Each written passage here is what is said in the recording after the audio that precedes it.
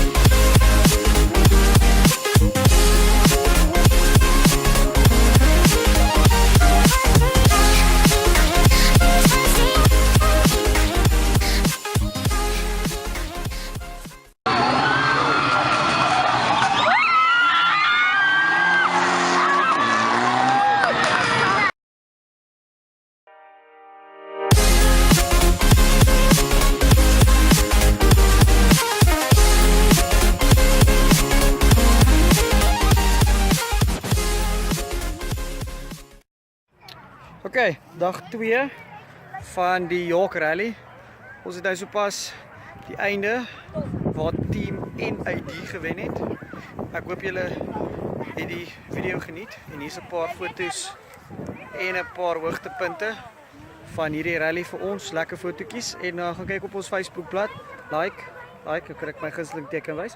Like ons Facebookblad, dan kan julle 'n bietjie foto's daar gaan kyk, veral van die rugby, die rally en dan ook sommer van die rolbal so tussendeur.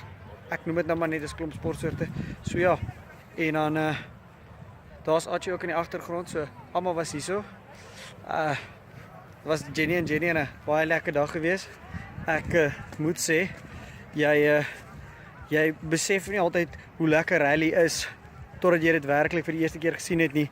As julle kan sien, ek is hierso in die agtergrond. Daar's York Timbers is nou die official sponsor, soos ek julle in dag 1 se video gesê het. En dis nou die baan wat hulle uitgelê het. Die ouens het daar bo, omtrent daar waar my vinger nou is, het hulle afgekom. Met die laaste loop kom hulle daar deur. Ry hulle al die pad daar af, maar klaar daar en dan kom parkeer hulle karre daar. Soos ek sê, was een reuse reis gewees. En dan ek sien Archie vind hierdie baie interessant. Hier's deur en deur. Vir ons die uniekste kar en dan nou moet ek self soek. Okay, daar is, julle kan sien met die armband, ek moet sê daar's Swazi Boys, my kar van die naweek. So ouens, sien julle volgende keer en peace.